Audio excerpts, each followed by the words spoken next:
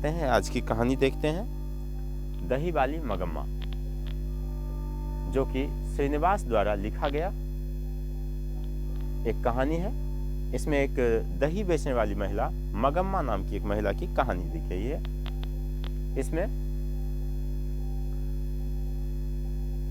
श्रीनिवास, जो कि कन्नड़ भाषा के एक लेखक थे, और इनका जन्म जो है 6 जून 1891 को हुई थी कोलार, कर्नाटक में।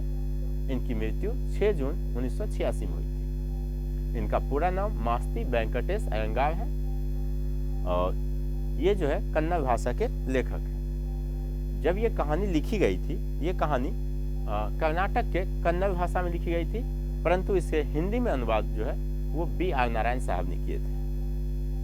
अब जो है इस कहानी में एक गांव की कहानी है, जो कि वेंकटपुर अबलूर की है। वेंकटपुर अबलूर की कहानी है, जो कि यहाँ से एक दही वाली मगम्मा, जो कि मगम्मा नाम की महिला होती है, यह दही बेचने के लिए जाती है बंगलुरु जाती है, जहाँ की माजी श्रीनिवास और उसका एक बच्चा रहा करते थे। और जब भी मगम्मा दही बेचने के लिए जाती थी, माजी से मिल के जाती थी, और जब दही बेच के वापस आती थी तो भी माजी से मिल के आती थी। मगम्मा जो थी, मगम्मा सुपारी खाती थी। सुपारी कह सकते हैं, पान सुपारी खाया करती थी। कभी कभार जब मगम्मा के पास से सुपारी या पान खत्म हो जाता, तो ये जो है माजी से मांग लेती। माजी जो है श्रीनिवास से मांग के, यानी अपने पति से मांग के जो है फिर इसको दे देती थी। और जो है इस तरह से दोनों का जो है मतलब भावात्मक कह सकते हैं, एक तरह से दो महिलाओं का बात जो है खुली विचारों से चल रही थी। इसमें मगम्मा गांव की सीधी साधी और बहुत ही सीधी साधी और सरल स्वभाव की महिला होती है, जिसका उम्र जो है लगभग कह सकते हैं अधेड़ से थोड़े कम, यानी कि 35-40 के आसपास मगम्मा की उम्र थी। मगम्मा जिसे माजी कहती थी, वो श्रीनिवास की पत्नी थी। और ये जो माजी जो थी, वो पढ़ी लिखी और संभ्रांत महिला थी। ये जो है अंधविश्वासों से दूर रहती थी। माजी अंधविश्वासों से दूर रहती थी। इसके उलट मगम्मा अपने आप को जो है कह सकते हैं सीधा और सरल भाव होने के कारण जो है ये अंधविश्वास को मान लेती थी। एक दिन जो है मगम्मा जब दही बेच के वापस लौट रही थी, तो इसके टोकरी को एक कौवे ने कौवे द्वारा जो है छू दिया गया, स्पर्श कर दिया गया, जिसके कारण जो है ये जो है भयभीत हो गई। क्योंकि जो है बहुत सारे ग्रंथों में या किताबों में या बहुत सारे मुंह बोले लोगों के द्वारा ये कही गई है कि कौवा, उड़ते उड़ते कौवा जो है जिसके टोकरी को टच कर दे, उसकी मृत्यु तय है। इस बात से भयभीत मगम्मा जो है इस प्रश्न का जवाब मांगने के लिए माजी के पास एक दिन गई और माजी को सारी बात बताई। माजी ने मगम्मा को समझा बुझाकर कह दिया, मगम्मा ऐसा कुछ नहीं होता है, ठीक है, जाओ तुम चुपचाप जो है घर जाओ, ऐसा कुछ नहीं होता है। फिर जो है मगम्मा माजी के बातों से संतुष्ट होकर जो है फिर अपने घर आ जाती है। एक दिन रविवार का दिन था, जब श्रीनिवास जो है अपना सेविंग कर रहे थे, बियर्ड जो है यानी कि दाढ़ी जो है बना रहे थे। बनाने के दौरान जो है मगम्मा पहुंचती है, और श्रीनिवास क्या करते हैं, दो महिलाओं के बातचीत का आनंद उठाते रहते हैं। दो महिलाओं की बातचीत जब होती है तो कहाँ से बात कहाँ उठती है और कहाँ खत्म होती है, ये तो महिला ही जाने।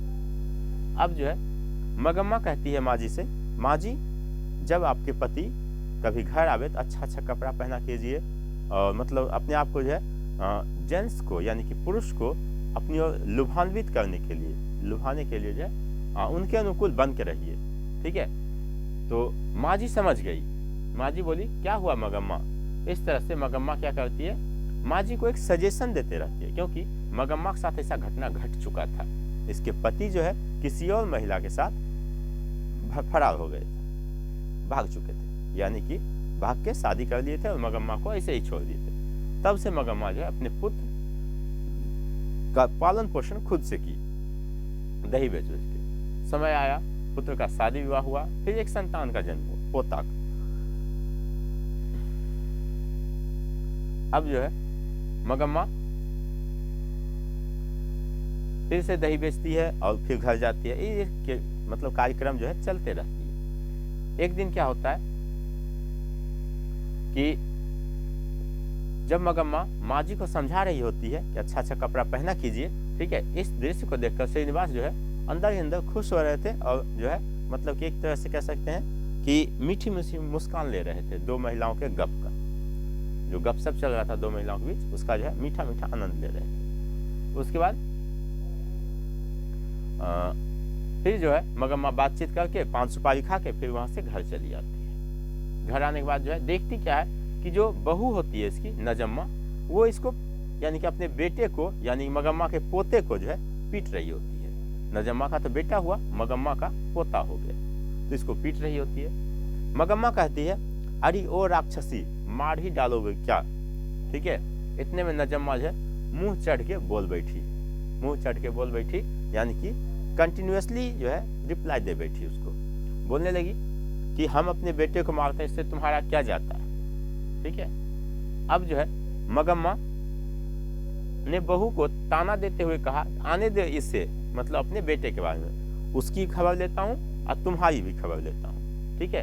दरअसल मगम्मा जो है अपनी बेटे और बहू पर जो है अपना अधिकार चाहती थी। हम घर का गार्जियन है, घर का मालिक है, मालकिन है, ठीक है, तो तुम दोनों जो है मेरे अंडर मेरे ऑर्डर का पालन करोगे, मेरा जो ऑर्डर है इसका जो है पालन करोगे। लेकिन जिसे मगम्मा जो है मानने को तैयार नहीं थी। इसीलिए इसमें कहा गया है कि मगम्मा का जो चरित्र चित्रण किया गया है उसमें से हाथ पकड़कर बच्चे को बचाने वाला भगवान विष्णु से किया गया है मगम्मा का चरित्र चित्रण, जबकि नजम्मा का चरित्र चित्रण जो है पैर पकड़कर नदी में खींचने वाले मगरमच्छ से नजम्मा का मतलब कि कह सकते हैं तुलना किया गया है। अब जो है जब इसके बेटे यानी बहू को जो है ये जब बोल रही थी कि आने दे उसे, तुम्हारी सारी शिकायतें करता हूँ, ये मगम्मा कहती है सारी शिकायतें करती हूँ। अब जब पुत्र शाम में घर आया, ठीक है, तो मगम्मा ने कंप्लेन कर दी। अब मगम्मा के कंप्लेन करने के बाद जो है पुत्र ने बहू का सपोर्ट ले लिया, इसका सपोर्ट छोड़ दिया, मम्मी का सपोर्ट छोड़ दिया और कह दिया कि छोड़ो न मार, जाने दो, वो अपने बेटे को न मारती है, ये जो है नजम्मा अपने बेटे को न मारती है, छोड़ दो, ठीक है। तो मगम्मा इतने में बोल बैठती है। वास्तव में मगम्मा जो है एक भावुक महिला थी जो कि अपने अधिकार को पकड़ के रखना चाहती थी, अपने पुराने रीत रस्म परंपरा को जो है पकड़ के रखना चाहती थी, जिसे इसके पुत्र और बहू ने नकार दिया। नकारने के बाद जो है मगम्मा का दिल जो है टूट गया, ठीक है, अपने पुत्र और बहू के प्रति जो है मगम्मा का दिल क्या हुआ, टूट गया। और टूटने के बाद जो है मगम्मा अपने पुत्र से बोल बैठती है इसका मतलब मेरा घर में कोई वैल्यू नहीं है ना, इसका मतलब हम घर छोड़ के चले जाएं।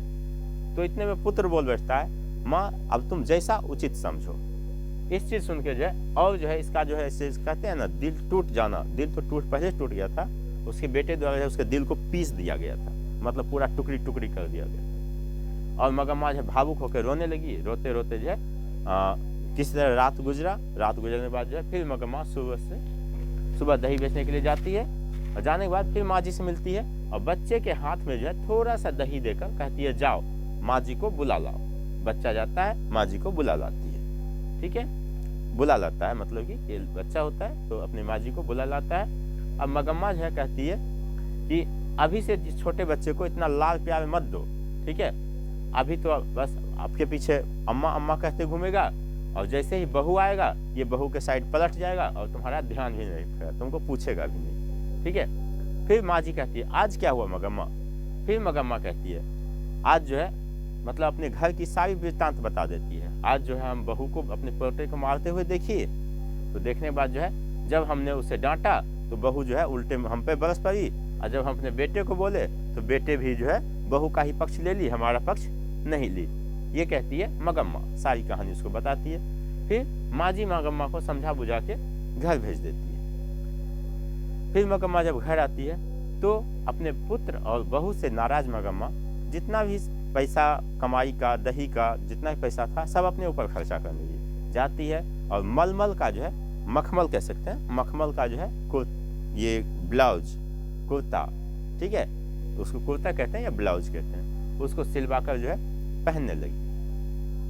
उससे पहनकर जो है मतलब सज्जा में रहने लगी और कहीं ना कहीं जो है साज सज्जा जो है हमारे उम्र को ढक देती है। साज सज्जा जो है क्या करती है, हमारे उम्र को ढक देती है, और जो है वही मगम्मा पे जो है उसका असर दिखने लगा।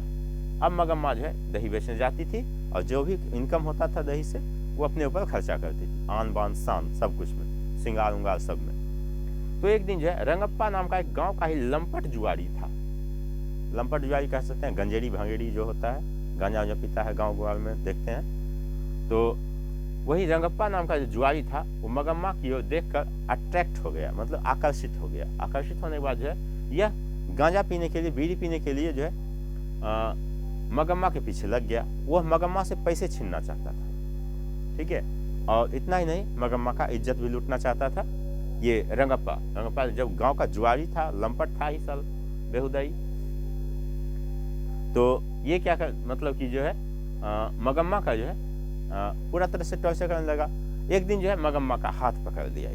अब तो मगम्मा का ऐसा हालत हो गया कि काटने पर खून ना निकले। तो जो है मगम्मा किस तरह हाथ छुड़ाकर घर आती है, घर आने के बाद जो है शर्म से घर में ही रह जाती है, अब दही बेचने भी नहीं जाती है। अब कहानी यहाँ से टर्न लेता है। यहाँ नजम्मा जो इसकी बहू थी, नजम्मा, ये पढ़ी लिखी और समझदार थी। इसने जो है हवा ही बातें, काना सुनी बातें जो है इसके कान तक गई कि मेरे सास को जो है किसी रंगप्पा नाम का जुआरी जो है तंग करता है, परेशान करता है। इस चीज को समझते हुए नजम्मा क्या करती है, सास से बातचीत करने के लिए बुद्धि यानी उपाय सोचने लगती है।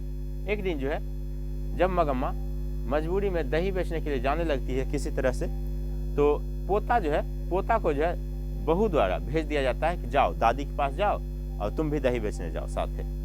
तो पोता जो है दादी की गोद में जाने के लिए जब मचलने लगा, मचलने के दौरान क्या हुआ कि मगम्मा का नजर पड़ जाता है नजम्मा पर। अब ये सोचती है कि वो तो हमको देख ले रही है मेरी बहू, अगर हम अपने पोते को ले जाते हैं तो वो हमसे फिर झगड़ा करेगी, ठीक है।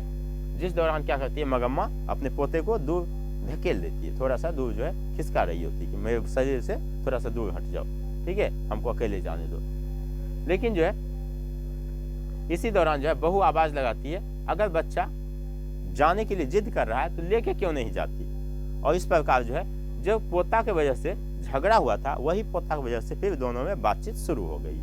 अब जब दोनों में बातचीत शुरू हो गई, फिर पुत्र भी आता है और अपनी मम्मी को यानी मगम्मा को समझाता है कि माँ अब छोड़ दो, जो गया सो गया, ठीक है, अब बातें भूल जाओ, ठीक है, हम भी तो तुम्हारे ही बच्चे हैं, ठीक है। इस तरह से फिर पूरा परिवार एक हो जाता है। अब जो है नजम्मा बहुत दही बेचने जाया करती है और पीछे पीछे जो मगम्मा अपने पोते को गोद में लेकर जाया करती है, ठीक है।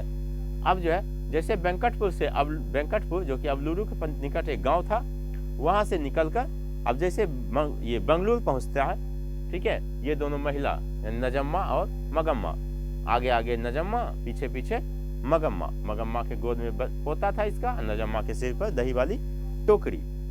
अब जो है जैसे बंगलुरु पहुंचती है, माँ जी से मिलती है और अपना इंट्रोडक्शन देती है, पहचान करवाती है कि देखिए ये मेरी बहू है, कितनी सुंदर है, फलना चिलना जो है अपना पूरा बायोडाटा बताती है अपनी बहू का। बड़ा यानी क्या बड़ाई एक तरह से बहुत ज़्यादा करती है, ठीक है, जिसे माँ जी देख के प्रफुल्लित हो जाती है, ठीक है। और इस तरह से हमारा जो है दही वाली मगम्मा कहानी की समाप्ति होती है।